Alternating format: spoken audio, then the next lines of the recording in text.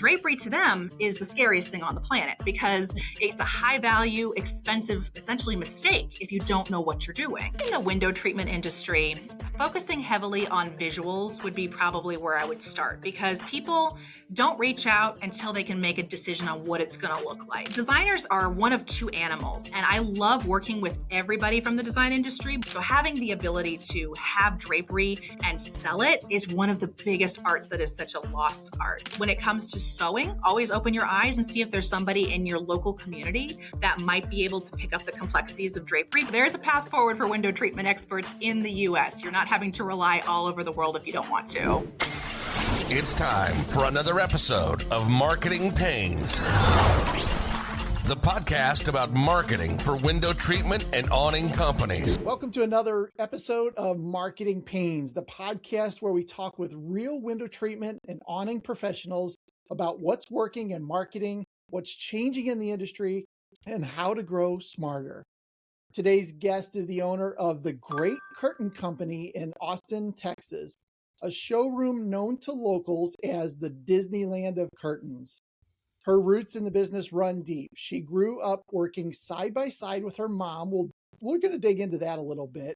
Her mom, who ran a decorating den franchise and then co-founded their own drapery business in 2006.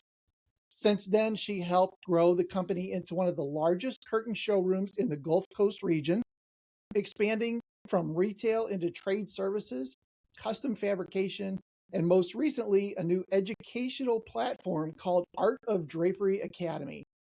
She's a savvy sales leader, designer advocate, and unapologetic fan of American-made sourcing. Lexi Schultz, welcome to the show. Hey, well, thanks so much for having me. Excited to dig into some of this stuff. There's a lot to unpack here already, right? I'm so excited too. I really appreciate you guys, and I can't wait to tell you more about our story and kind of how we work. Yeah. Well, why don't you go ahead and take me back? Take me back. How did the Great Curtain Company come to be? Sure. So my mom, Lauren Schultz, she has owned a decorating den franchise since the early 90s. So when we moved to Texas, I at a very young age was following her around at, site visits and things like that, kind of helping her with books and things like that. And she had this franchise for probably a solid 10 years. And she grew her franchise into one of the biggest deck den franchises in the Central Texas region. And after she did that for a long time, she decided that she didn't want to be a part of a franchise anymore. She really wanted to dig deep and do her own thing. So she did her own interior design for a long time. But as the early 2000s came around, she had decided, you know what, I want to go back to window treatments. The window treatments were always a passion of hers. And in my entire childhood, we grew up with the most extravagant swag boards and all of the OG 90s stuff that you remember, wallpapered drapes, wallpapered walls, wallpapered everything, and draperies that matched. And so I grew up with a love of the same textiles and just the overall craftsmanship that go into this. So in the early 2000s, she decided, you know what, I'm done with doing interior design exclusively. I just want to do window treatments again. And she built this storefront from scratch in 2006. And as I was graduating high school, I had kind of two paths to choose. I could either kind of go along with what I thought I was going to do, which was graphic design. And I've been noodling around in Photoshop since I was 9 years old. So I had a really firm grasp of, design and layouts for magazines and doing all of our advertising and things like that. But when she built this showroom, and I did all of that for a couple of years when we first started, I really wanted to get into the tactile, beauty of fabric, actually touching and seeing and working with real textiles versus everything being conceptual on the computer all the time. So I really leaned back into interior design, but still work both side by side. So in 2006, we built this beautiful storefront. It is not a franchise. It is family owned still to this day, 20 years later. It's still the two of us. And we have a great staff, an installer on staff and everything to be able to help us make some of the most beautiful treatments you can possibly imagine. I love that. That's great. Yeah. What's it been like building something like this with your mom? It's been both fun and challenging. So I am an only child. So she is literally my best friend. She's everything to me. And so when we built this storefront, it was initially her vision of just having wall to wall custom draperies that were ready made. We had a concept in 2006 when we first started where it was dominantly just beautiful silk draperies, because silk was the thing in the early 2000s, very Tuscan Italian Mediterranean styled showroom for the Central Texas region of that time. And her concept was just, I want to have beautiful, off the shelf, high quality, handmade in the US type drapery. And we did that for many years until we saw more architects, building and developing bigger homes, bigger windows that required custom. So that's where we just fully went into custom. But building a brand side by side with a family member, it's been really rewarding. Her having all of the experience to be able to produce a business model that allows me to kind of pick up the torch now and be a face person for our brand and still be very much in touch with today's trends, having all of the knowledge, but also the current foresight of where our business model is going. It's been fun working with her side by side. So That's great. So yeah. my daughter Amber works with me too. So She does. I understand the dynamic. Oh yeah, for sure. We certainly have our moments. I'm not going to lie and say we don't have an all out, fight over something or a concept both of us don't agree on. Right. We do a lot of designing for the showroom as far as having display pieces and like what brands to bring on. So we don't always see eye to eye as like what drapery we want to make on the wall or what Roman shade we want to make for a display for this season. But beyond that, we've been working together so long that we really have a very, tandem style of how we're going to do the future building of the store. Yeah, it's fun. The dynamic's great. And I've given Amber, my daughter, permission to tell me no. Oh yeah, absolutely. As a visionary, you're like, we should do this and we should do this and we should do this, right? So I need somebody to kind of keep me focused. Exactly. She's a great idea person, and I like to be more of an executor. So it's a good combination, but sometimes where it's like we have so many ideas, but we want to do them all at one time, and it's not totally logistical to do that, but we can. Yeah, I know exactly what you're talking about. So, Yep. So I know you probably started out, in the mailroom or whatever, Yes, and worked exactly. your way up. So how have you seen over the last 20 years the business has evolved? Yeah. So like I mentioned before, we started off, our concept was strictly just walk-in traffic. We did newspaper magazine ads in the day. We had magazine ads. There was no real internet advertising at this time. It hadn't become quite a thing just yet.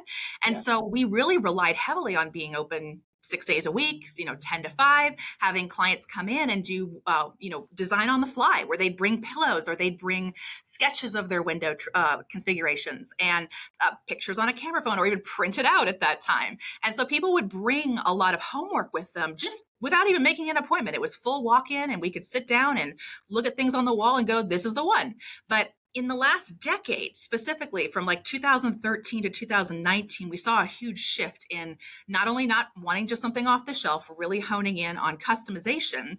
So we brought on a lot of different suppliers and vendors when it came to hardware, when it came to fabric, and then ultimately buying in and building our workrooms that can support a much larger scale than we had initially thought the showroom was ever going to be. So in the last 10 years or so, we've seen walk-in traffic kind of dip. I'm pretty sure anyone in this industry who's got a storefront, a brick and mortar, has seen the same thing since the pandemic. But we started to see just a bigger trend at that point of online people, different vendors from around the country providing things and being able to drop ship. So the world really changed probably after 2013 for window treatments specifically, and having to really cater to more of a one-on-one experience, making an in-store appointment. Walk-in traffic wasn't the big flow anymore. We had to spend a lot more on advertising to get calls and build campaigns around that would support people finding us, not just assuming they're walking by or getting a coffee, which we're in a coffee shop area, and coming in like they used to and going, oh, this is perfect. Let's buy this right now. It doesn't work that way anymore. Yeah. The audience is still there. They've just changed location.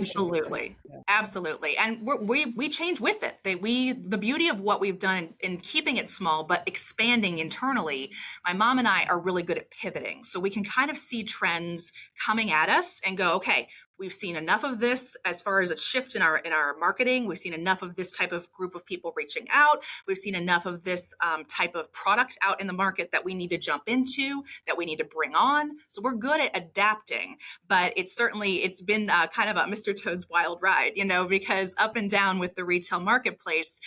Today it can be no one, tomorrow there could be 50 people calling. So it's one of those things that we just have had to adapt, specifically since the pandemic, but even before that, we were seeing walk-ins and the concierge level needing to be more of how we built our brand around. Wow. Yeah. What's one thing you've learned working in a family business that others might not expect? Probably just the amount of time in your life that you're going to dedicate to your job.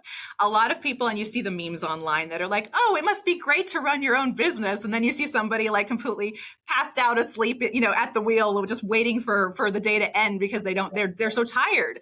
And so having people understand that you are going to take your business everywhere with you, whether you are sitting in the showroom, whether you are driving home, you're going to be, pulling over and sending a text to somebody, whether you're on an airplane at an airport and you're managing an installation back at home, you are texting them and telling them, I can't talk, I'm getting on an airplane, but I'll get back to you in 2 hours. I even equate it to recently we went to Disney World and I'm laughing saying I'm sitting here with Mickey ears and I'm texting on my store phone to clients while I'm on the monorail. You know what I mean? Like this is the level that you take with you, and blessing and a curse, but at the same time, you're so into your business and having your connections and your installers. There's not really any one person you can pass the buck to when it's your own business that you independently own and operate with yourself or a family member. Yeah. And it's hard to separate, right? It is super hard to separate. That's what we're kind of trying to kind of build in 2026 are systems that are going to allow us to not necessarily be more autonomous, but at least have touch points that we can prioritize, because we manage anywhere from 30 to 50 clients a month with 30 to 50 installations happening a month. And so any point of the day, nighttime, 2 a.m, I'll wake up in a sweat and have a question on an order. It doesn't stop. There's nothing you can do to really like turn it off when you have your own business. Which makes us very, successful. We're very much all about our clients' satisfaction. Yeah. Yeah. Yeah, I definitely think that's a big part of it. You want everybody to have a great experience overall. Exactly. Right? Customer service. I grew up, with the mantra of the customer is always right. And then you have just this background of generations of my mom and her mother, being in an industry of customer service like this. So it means a lot to be able to take that and bring it into the 2026, because you don't see it as much anymore. People who really care about your experience, whether it's at a coffee shop, a restaurant, or walking into a high-end furniture store, the general feedback I feel as a consumer going in is, I wish you would service me like I service my people, Right. And so that's just what we're trying to keep going with. We're not going to stop that. Yeah, that's great. What's one moment working with your mom that still makes you laugh or taught you something big, even if, it didn't feel like it at the time? Oh my God. We used to spend hours building magazine ads, because this is when magazines were the thing, early 2000s, Texas Home and Livings. In Austin, we have a company called Austin Woman Magazine. We were in the Austin Statesman. This is how we had our clients find us, was hard magazine ads before the invention of AI or the internet when it came to advertising. So we used to be, because of my graphic design background, I would just kind of take the reins and start building the ad.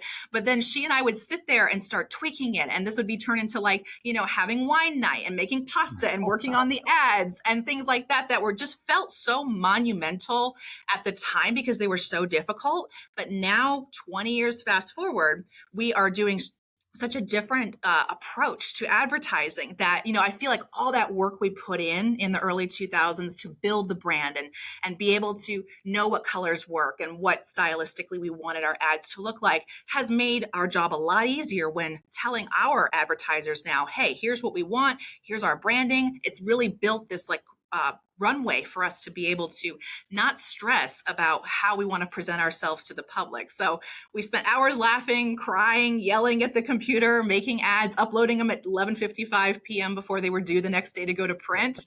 And then nowadays I'm like, I go back and I laugh at it because that was so much physical work that we had to do. A lot of it's been the relief valve's been pulled by using AI, but AI is just a tool you can use only if you know what you're doing with it. So Yeah. having all this background as far as how to make this brand feel cohesive through the years has been the biggest, like, oh, I'm glad we put in the time on that, you know? Right. Yeah. Yeah. That's great. So I want to shift a little bit, talk about sales, Yeah. buyer habits, and things you mentioned. You mentioned retail's changed a lot since the pandemic, Yeah. especially. People are shopping a little bit differently now. Mhm. Walk us through what somebody sees when they walk into your showroom. What's the first kind of like wow piece that they notice? Absolutely. So I know we're a little cropped right now, but we have about 1,000 square feet of a very long showroom. So when they walk in, I have these stunning velvet draperies with a big set of trim on them, and they kind of set the tone because they're oversized, they're 14-foot tall, they're on a gorgeous rod, and they kind of separate the front half of the showroom, which is dominantly display product and Roman shades and a tactile finished product, so they can see what a finished drapery or cornice box looks like. And then as they kind of like, explore the rest of our showroom, we've got all of our fabrics. We've got shelving units. We've got everything back here that feels more curated and more come sit down and explore the materials is kind of the feel in the back of the store. That's more the studio. This is more of the front facing part of the store where people can touch and feel and see a pinch pleat and pull it on a track system. So having a really dynamic amount of visceral reaction when people walk in to see textiles from silk to linen to velvet, everything, and then really knowing they can step back here and, oh my gosh, look at all this choice. That's where we come in and really provide that concierge service of pairing what they want with the right fabric. So we've got studio, and then we've got like actionable, visible workroom in the front. Yeah.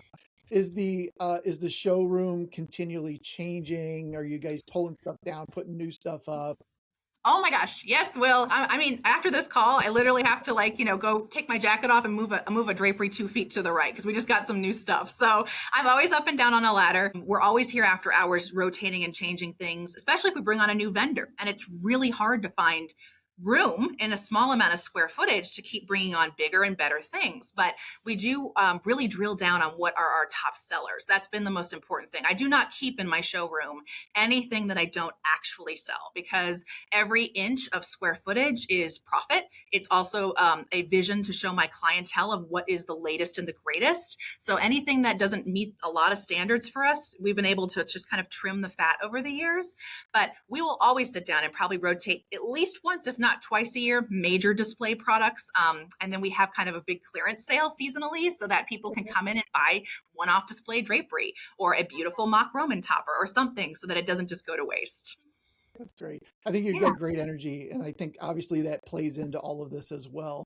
So, what role does story playing, inspiration play in closing a sale today? Yeah, I mean, just what we just talked about, having the storefront when a client walks in makes them feel like, wow, these people know what they're doing. They're going to know how drapery is supposed to hang, and what every section of my store kind of has a slightly different vision. So there's kind of a neutral version of the linens and the sheers and the things that are very now, very background oriented. And that section of the store shows a story of neutrality and how you can use that as a backdrop. But there are some wildly flamboyant birds and geometrics and things like that as you continue into the storefront for the person who's more of the maximalist. I've just felt that having so many products on display of so many different styles, never just drilling down and I'm doing my whole store in white or I'm doing my whole store in black and white. It just doesn't work because in drapery, no two homes are the same. I almost never sell the same thing twice the same way. So having people come in and see the storytelling that I can build for them. This is the neutrals. See how this resonates with your home after I see photos of the space or if I've made a house call. No, you have all these beautiful wallpapered pieces you brought with you. Let me show you what you can do over here with grass cloth textured and all kinds of cool embroidered silks to really bring their space to life. So mixing and matching and never having a limited amount of things to show has really played well to the storytelling and the support of the sale. Because if the client can't touch it and they can't see it and they can't actually walk in and go, that's what my house can look like, I found that almost instantly they lose the ability to understand what drapery's value is in a space. I love that you've turned it into an experience. Oh, yeah. And I think for like me as a husband going to something like that with my wife, because she's got a vision, she's got the ideas, and I'm like, I Yeah. have no idea what you're talking about. Yeah. I can see having that kind of an experience, kind of, making us get it a little bit. Yep. Yep. And Absolutely. Absolutely. she would We have a always great. joke. I always have so many different couples and different dynamics that come in our showroom. And we have a fun Mexican restaurant kind of in our shopping center. And I always laugh and say, okay, if the husbands don't want to deal with it, they can go next door and have a taco and a margarita and come on Yeah, back when we make all the decisions. So it's fun to have the ability for people to be comfortable in a space where they don't feel like, oh my gosh, I don't know what I'm doing here. Someone's got to take the lead. So I try and really embrace everybody's ability, that whether you know everything that you want for your house or you know nothing, I definitely can relate to you on those levels. what are some of the biggest mistakes you see buyers make when it comes to drapery? Well, there's a lot, unfortunately. But I can definitely just highlight one or two that I'm seeing a lot recently. Buyers, again, without having the knowledge of what custom can do for your home, that only comes with years of experience, like have, someone like me to come in and go, okay, here's what is going to happen when you do custom. But in addition to that, having the storefront, touch it, see it, actually experience it, and put your hands on it, because buyers are making a huge amount of investment right now in these kind of semi-custom drop ship type draperies from online. And while there's certainly a marketplace for that, I feel like if we're comparing apples to apples, and that's a lot of what I've had to re-educate and redirect the language and the voice with my client is, you're showing me an Amazon drapery, or you're showing me something from a drop shipping company overseas, and you're bringing it in and assuming that this is going to look exactly like what my showroom looks. Why doesn't my showroom cost what this costs? And so I'm finding clients are even making those decisions on their own. They're not spending small amounts of money. They could easily still spend $500, $600, $700 on a ready-made set they've never touched, they've never seen. There's no representative to sell it to them. They're going to get it, and then they're going to call me because perhaps the hardware fell off the wall, or it didn't support the weight, or it wasn't at all what they wanted. And I got to come in and save the day, whether it means rework, which we do a lot and we offer that. I don't judge. I'm happy to hem, alter, pleat, do whatever you want with your existing stuff. But sometimes we got to go from full scratch, where you made an investment that just did not work. And if we can't repurpose it somewhere else, because I'm a good guy and I want to help you, we got to start from scratch with what you really needed, which was custom from the beginning. So people not fully exploring the options and just assuming, oh, Amazon can take care of me, or this site that I got retargeted by on Instagram can take care of me. And then they'll make an investment and then go, gosh, what I had spent on this, I wish I had just put a little more in doing it the right way. So that's what I'm seeing a lot of right now, and trying to actively educate everybody the difference of it. That's great. Yeah. You run into that. I think it's called sunk cost fallacy, right? Where they've sunk all this money into something and they don't want to like scrap it and start over because Exactly. put all this money Exactly. As we say in the South here, you're spending good money after bad. You're literally spending good money, and then all of a sudden you're like, I have to do this again because I didn't pay attention to all the nuances behind it. So yeah, I totally get it. It happens a lot. That's a learning curve. I mean, it is a learning curve. I'm trying to save people some money here, because if you just skip that step entirely and talk to a real person like me, I'm going to be able to tell you 10 reasons why that will work or that won't work, kind of installation. Yeah. Yeah. So let's talk American made. What's behind your commitment to sourcing domestically? Yeah. So this is something that I felt really passionately about maybe 8 to 10 years ago. We started really seeing just the lack of quality in products and manufacturing that we were having, that was imported in second or third generations, kind of retagged and sold to me through a high-end brand. And I'd go, okay, this product doesn't meet the standards of what I'm selling. I'm selling a high-end luxury experience to this client. This product is riddled with flaws. This product doesn't work or support. It's not consistent enough. So we actively, in the last 5 years, and even before this tariff nuttiness, which we've really amped it up in this past year, have tried hard to source not only local to Austin. We have several companies that are steel makers that do like wrought iron fences and things like that in our community, that we work with to make some of our in-house private labeled brands of drapery hardware, so that we can skip over a lot of steps when it comes to shipping or dealing with customs or any of that. Now, I'm not saying there's not a part or two that's just impossible to make, because the U.S. is really lacking a lot of infrastructure when it comes to mills and supplies that we need in the drapery industry. So there are some rings and components that I've started sourcing from from Europe or Canada and other suppliers around the country and around the world. But as far as the guts of it, having a manufacturer that is always sewing my product here in the States, we have 3 workrooms that we've bought into. Local, in North Texas, and then in another state. So I have 3 workrooms working simultaneously to sew all of my product by hand, in addition to making sure that it's inspected and shipped and all made within the States. The hardware we stock here in our warehouse here in Austin to avoid a lot of freight issues around the country. So we're just making it and stocking it. In addition to that, having materials with base cloth ability for me to print onto has kind of been something we've started dabbling with in the last 5 years because of supply chain issues and with COVID and everything. It was sometimes you'd find a pattern you love and it just immediately got deleted from the mill or you'd never hear from that mill again. So we're starting to develop in our graphics side of things, a line of custom printed materials where the base cloth is here in the States, it's woven here, it's stocked by the thousands, and we can just cut it and literally have it printed with a pattern on it that's never going to get discontinued.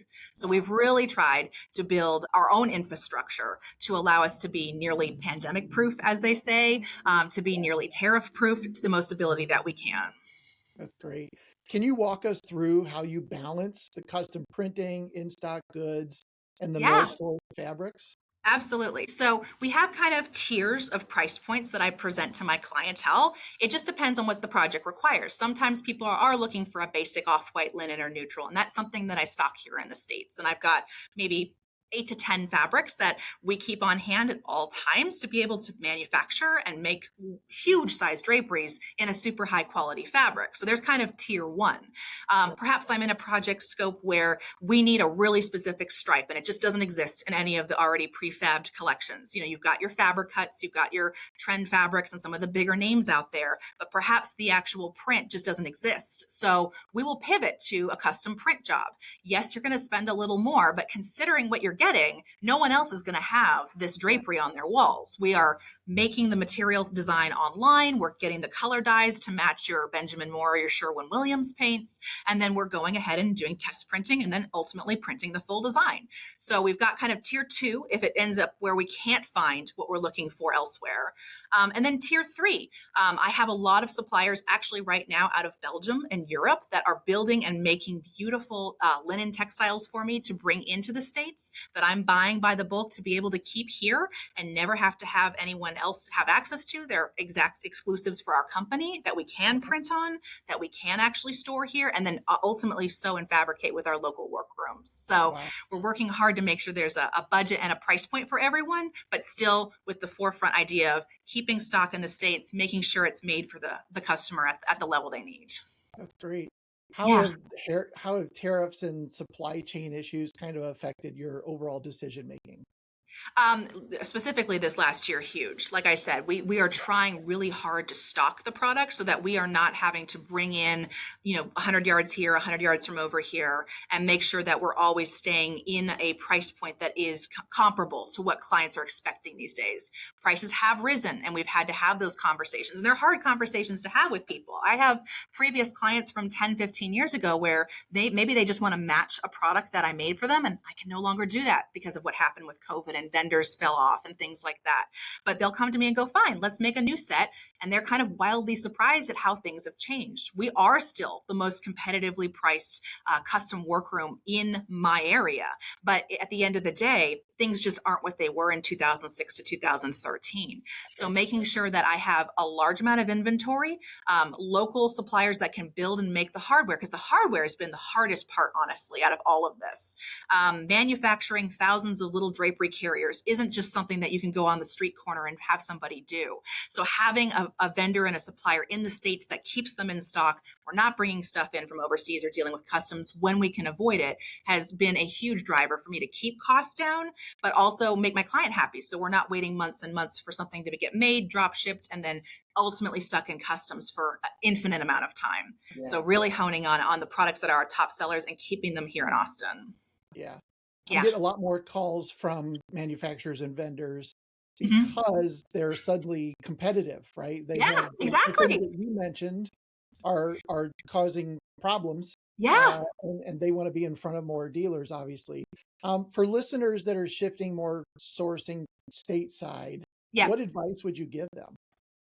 To be open to your local radius. Like I said, I didn't realize that we had any kind of manufacturing ability here in the Austin area until I spent time looking and going, wow, these guys did a great job, doing a fence for me. Would you be able to powder coat and make all this custom hardware? The short answer is yes. You just got to ask. You've got to see if you've got local contractors or GCs that can build these track systems for you. A lot of them can if they have the right components from the manufacturing or the steel manufacturer.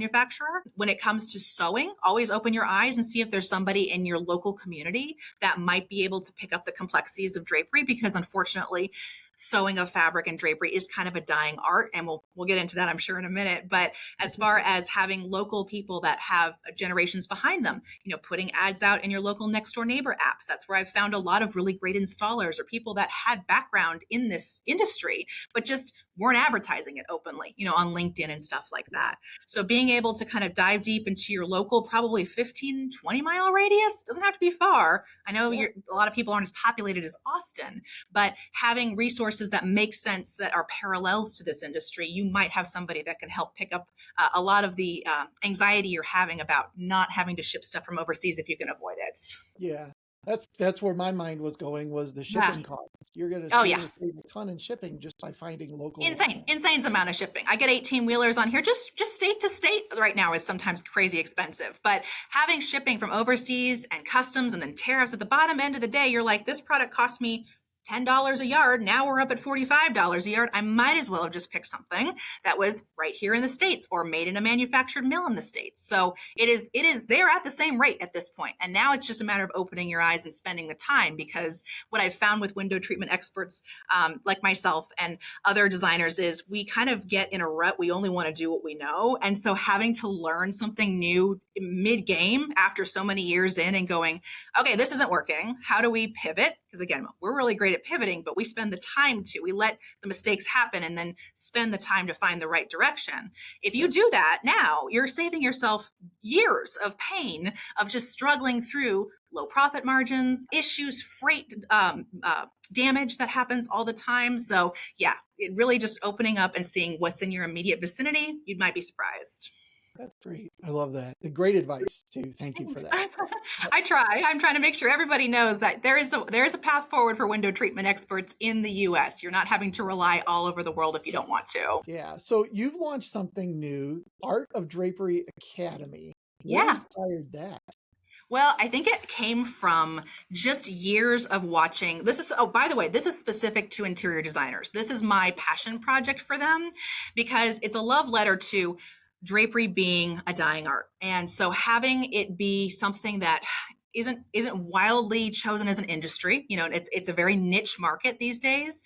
A lot of window treatment experts, like my mom, are kind of generationing themselves out. They're starting to retire. They are not wanting to pick up the torch and keep doing this anymore in a front-facing retail way. So the academy I built from both sides of the fence when I was in the mailroom in the beginning, essentially, scrubbing and cleaning and putting all the fabric books away, and really listening in the workroom, like what we can and can't do with fabric, and picking up tips and tricks from her at job sites and watching installers for years. So having that side educationally, but in addition to that, sales side, there's almost no sales ability these days. Everybody just wants it to just work or put it in an online cart. So having the ability to have drapery and sell it is one of the biggest arts that is such a lost art. And so being in retail sales for so long, I've got 20 years of experience to tell you why this is going to work, why this isn't going to work.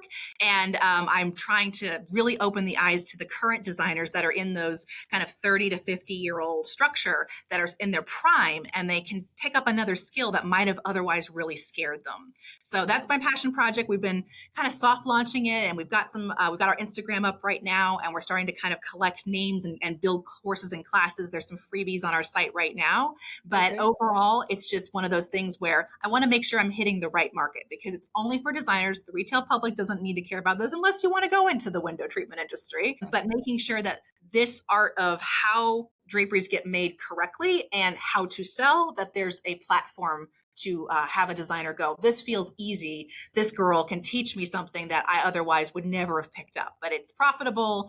It's something you can do, and it's an easy extension of your current design brand is what I'm really trying to get across to everybody. That's great. We'll make sure to link below on the show notes Yeah, links to all the stuff that you're building for sure. What absolutely. what gaps are you seeing in designer education right now? Um, the gap is massive. It's almost like a void at this point, Okay. because designers are one of two animals, and I love working with everybody from the design industry. But I've found that you've been in it for a long time. Perhaps you have all your certifications, you've gone to college, but this amount of drapery knowledge wasn't taught necessarily at the college level. So this was the build it as you go type experience, where a lot of designers struggle with it. They just let their workroom rely on them and let them make the decisions, but didn't know that there was an opportunity for them to have a voice in their own drapery designs. So I found that kind of more of the classic to traditional design way of going around it about it. You went to college, but perhaps weren't taught drapery, and then you just kind of went along the way. You found a vendor and you latched on, and that's who you use, and that's great. That's fine, but it doesn't necessarily leave you a lot of options on expanding your radius on drapery. Then Right. you've got the designers over here that are the self-taught ones. There are so many these days, and they are incredibly talented. And these are the ones that we see more and more on Instagram or with their own TV shows and things like that, where they're not classically trained, but they absolutely have the eye, the style, and then the marketing behind them to be able to get in front of the right audience. Drapery to them is the scariest thing on the planet, because it's a high value, expensive, essentially mistake if you don't know what you're doing. So having these two paths of designers, everybody's welcome when it comes to our academy. And in addition to that, my Great Curtain Company brand, we support designers with a VIP trade program, where if they really truly just don't want to do any of it, they want to keep doing their thing, which is tile and paint and chandeliers and rugs and all of that, go for it. But let me be your girl to come in and help you and make sure that you're getting your draperies the way that you want them, that they're going to follow through on your vision. So having an option of, you want to learn, we're going to have that academy for you. But if you are necessarily wanting to go that route, you want to have it just look the way you want it to, I'll be happy to step in and actually be your concierge and your voice for draperies. Wow. So for those that want to learn, what kind Yeah. of topics are you teaching and how are you structuring the courses? Yeah. So a lot of the topics are circled around, especially the most recent ones we've started on. I've got some free downloads on the site right now. We have a course called Linen Logic, which is probably about 30, 45 minutes of me really showing examples of different linens and how to embrace blends versus just leaning into the fact that, 100% linen is the way to go. There's a lot of good and bad that goes with a lot of different textures. And if you don't know the nuances of how it's going to hang or how it's going to pleat, a lot of times your project's going to end up a huge expensive fail. So I'm trying to kind of hit the bullet points of, how do we make sure you're selecting fabric for the right client? If this client has the right home for this style of fabric, and how does it get applied to drapery? So a lot of courses and just tips and tricks with how to make sure you're selecting the fabric initially at the right phase for the right application. But I also, like I said, building my sales course right now. We have a masterclass we're hopefully going to launch later this year. I've got a wait list right now as we're building all of the content right now. But having the ability to sit down and go, no, I want to learn how to sell this, and I want to be a rock star at it, and I want to increase my profit levels. There's a whole second part of the site if you're looking for that, not just tips and tricks. Yeah. What platform did you do this on? This one was built on Shopify, actually. Yes. Okay. Mhm. Yeah, Okay. I found it to be fairly easy, and it's one of those things where, with such a developed background in graphics, that I'm able to do it and manage it myself and not fully rely at this time on a secondary web developer or anybody who has to manage it. Once it gets bigger, I'm sure I'm going to be like, let's have somebody help us just for the logistics part of it. But Sure. being able to see my concept and put it together, Shopify was really easy to work with for this. Okay. Oh, Yeah. interesting. Yeah. What's been the biggest challenge in getting that off the ground?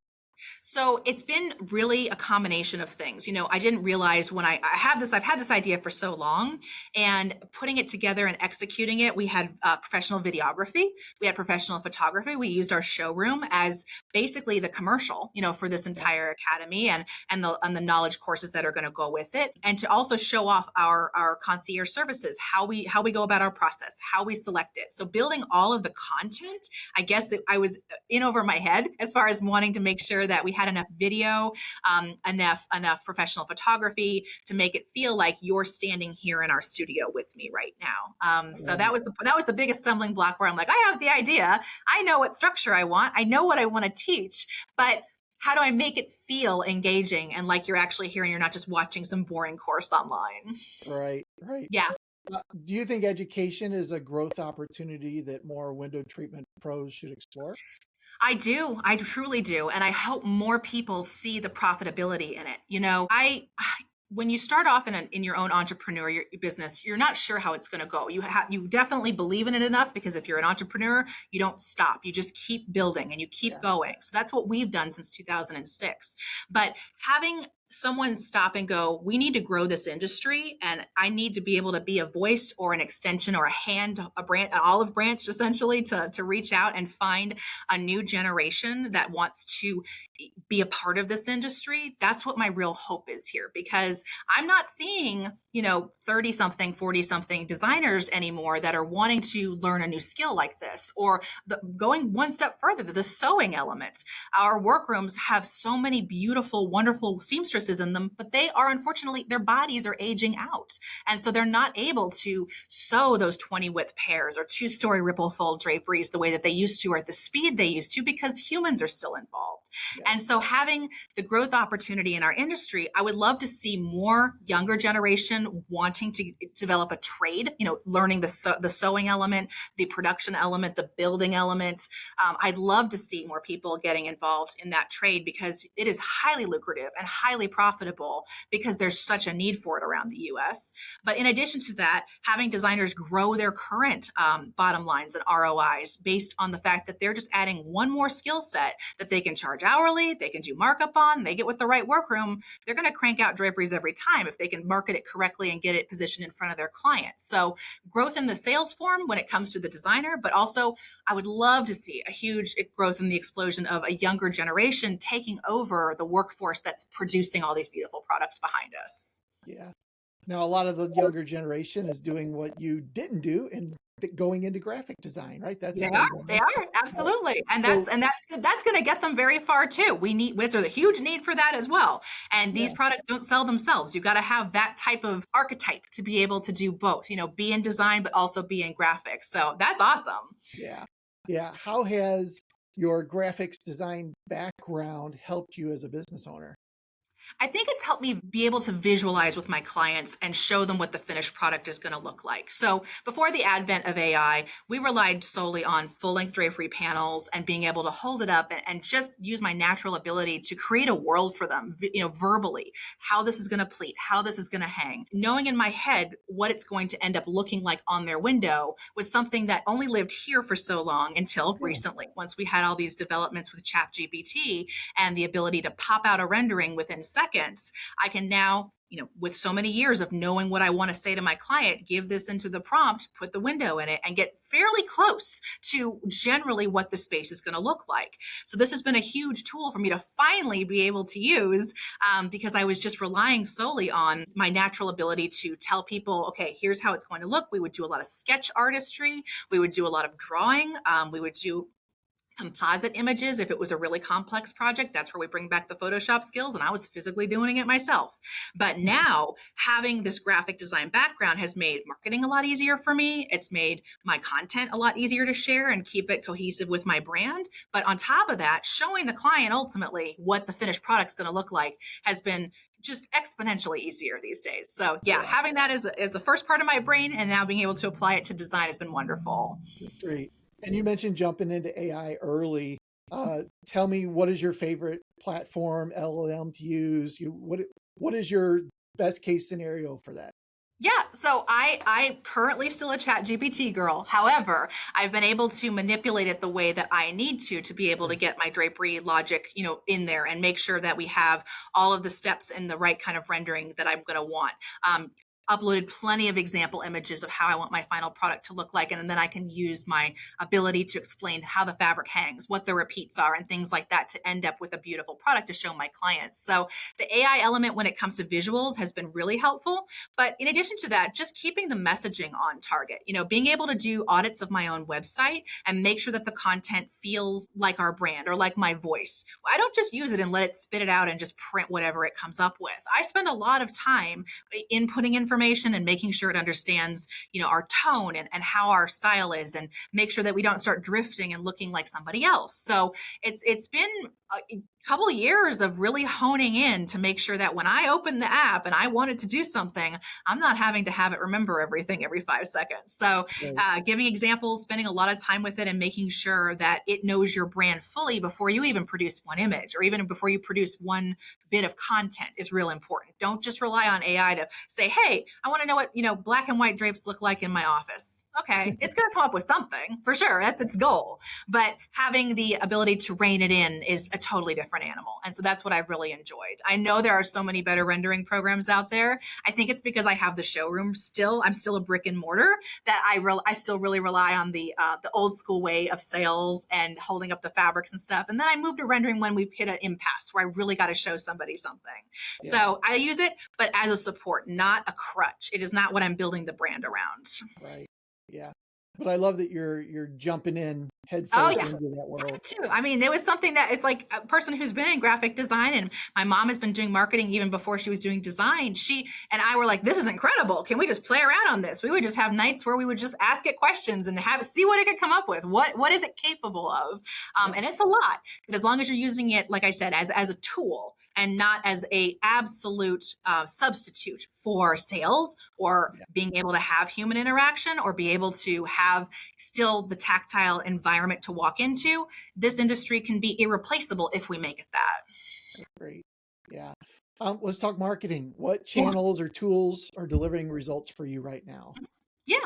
So when we first started in 2006 to 2013, we relied really heavy. Once PPC, pay-per-click, came into the mix, that's where we spent almost all of our investment. It went from magazines, and then it moved very quickly from Austin American Statesman and print advertising, which was crazy expensive at the time, to then moving into Google and pay-per-click and then SEO. And we started with a very modest budget. And then as everybody got into it, the budget started getting bigger and bigger, but it was still paying off for us. Yeah. Again, specific to the last probably 2 years, I've seen a huge differential in how PPC works, at least in my industry or on my brand.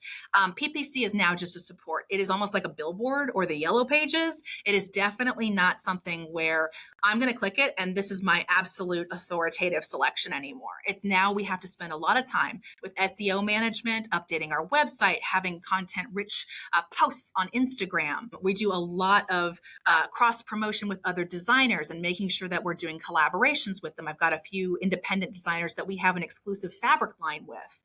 And so having this kind of cross-communication, working with people in my industry that are on my level of sales and what they're trying to do brand-wise, but then spending a lot of time making sure that all of our words and text and verbiage meets what I'm trying to say and hit the right marketing. I spend a lot of time on Instagram for that. Our site has a very developed back end, and it's one that we keep up regularly. I have a monthly meeting scheduled tomorrow with our team to be able to review where we are with PPC and SEO. But if you don't keep these things updated, it's specific to SEO. That's where AI is starting to pull a lot of its information from these days. So if you've got a beautiful site and a beautiful portfolio with maybe like less than 1,000 words on your whole site, you're not going to get discovered.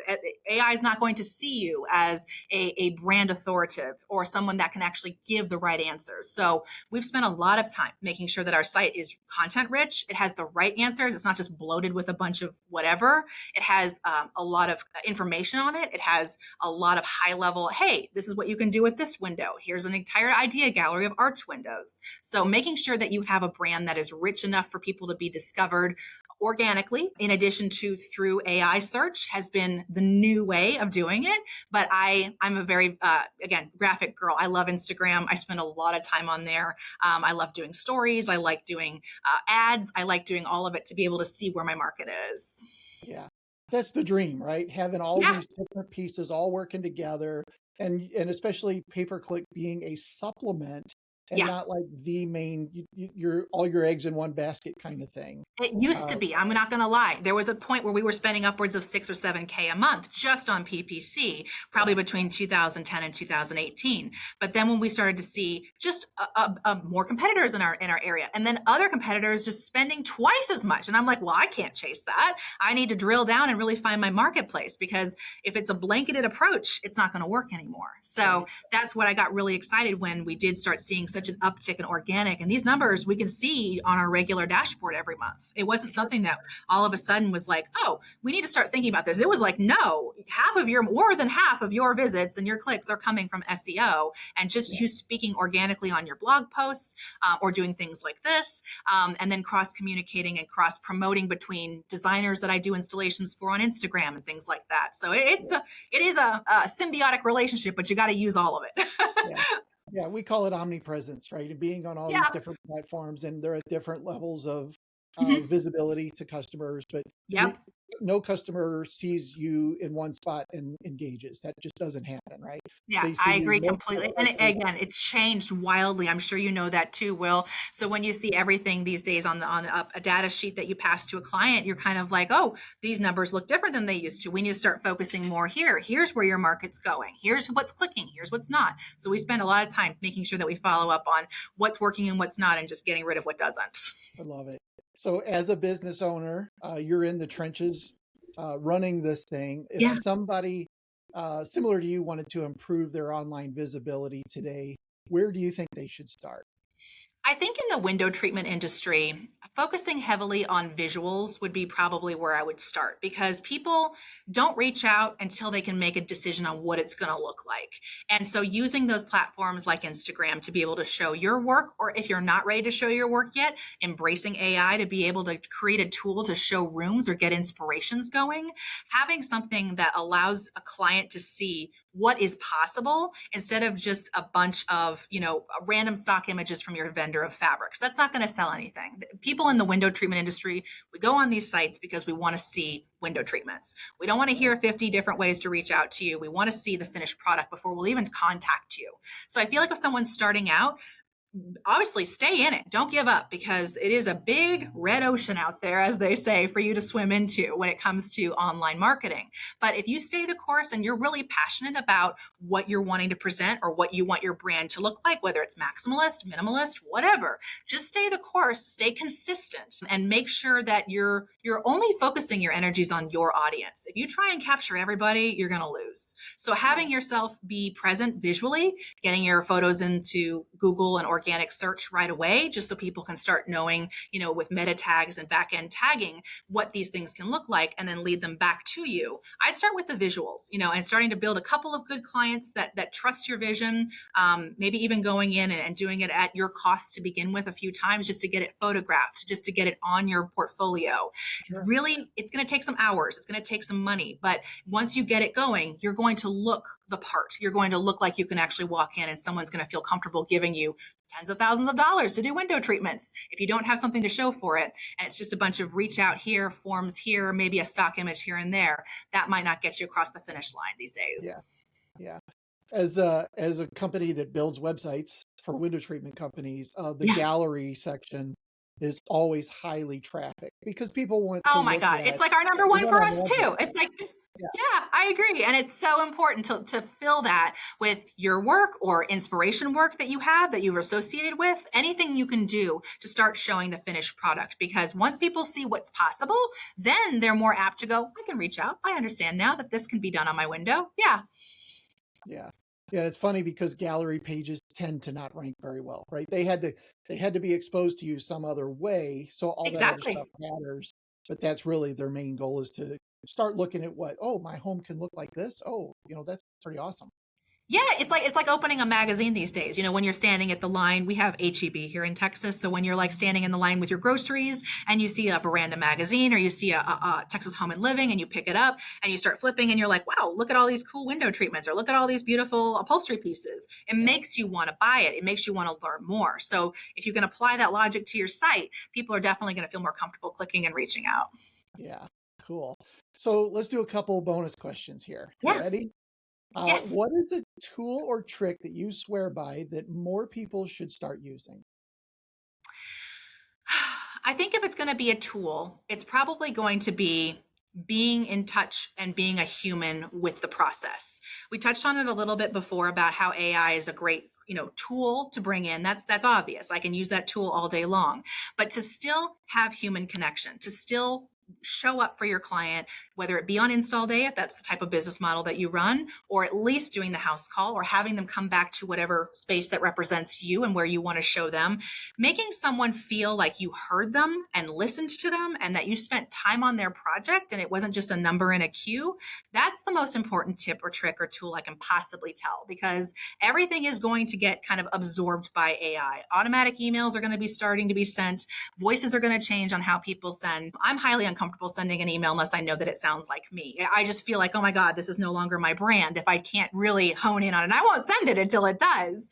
But if you just hit click, yes, this sounds good, do this, you're losing the human interaction. So not losing the ability to like sit down and hear your client's needs and hear that they said at least several times that they have a lot of sun in this room. That means they're going to want to close the draperies. Don't go and sell them a mock valance or a mock Roman shade. They're going to call you and go, why did you sell me this? This isn't what I asked for. I said I have sun that's roasting me while I'm watching football on Sunday. So listening and just picking up on what clients are saying and having a relationship with them so that they know they can trust you, but also that you heard them and that the product they're getting is actually what they're getting. That's the most important tip and trick I can give right now. I like that. I like that. What's a trend that you think is going to reshape the industry in the next 2 to 3 years? I'm hoping if it's a trend when it comes to fabric and things like that, I'm really excited about where the industry is going. I can open a magazine these days and see more maximalist design. And I'm like, yes, we're starting to bring back silk fabrics and some more avant-garde looking things, and top treatments are coming back. So if it's a trend aspect, I'm pretty excited to see all of those more maximalist fabrics in use again. They're not for everybody, but it's certainly the way I like to design. If it's a trend when it comes to the marketplace as a whole, definitely the trend of AI kind of coming in and selecting who's going to be shown for advertising purposes. Yeah. Because without that SEO support and all of the good things you need to be doing with your website, soon people will just be asking ChatGPT, hey, who do you trust for draperies in my area, in my zip code? And that's it. If you're not on that list, you're done. So having the ability to have the amount of years behind you, like we do, the support structure and the star rating and the clientele to support the authoritative selection of an AI figure to be able to select and give you the best recommendation. I think that that's going to be a huge shifter for what you do, Will, and then also for what I do. It's getting shown in front of people. Sure. Yeah. Yeah, we've already got clients that are getting recommended by ChatGPT. We are too. The other day I had somebody tell me that. I'm like, that is so cool. Oh my gosh, I love this. Yeah, pretty cool. But it speaks back to the fact that you've built this foundation. It's not like you just I didn't just show up. Absolutely not. Yeah. And so I think that's part of it too, is the amount of years we've been on Google, the amount of work and updates clearly our site has taken on, and just the amount of time and relationships that we've had in the Austin area. So, yeah. I sure miss physical marketing. I always have a dream of going back into doing magazine, but I'm like, it's so expensive. But I would absolutely love to open my magazine that I subscribe to and be like, there's us, just to say it. You know what I mean? That's great. Yeah. Yeah. Lexi, thank you so much for all the things that you've shared today. I really do appreciate it. Absolutely. This was such a joy. Yeah, cool. Yeah, it's been fun. Where can people learn more about you, the showroom, and the Art of Drapery Academy?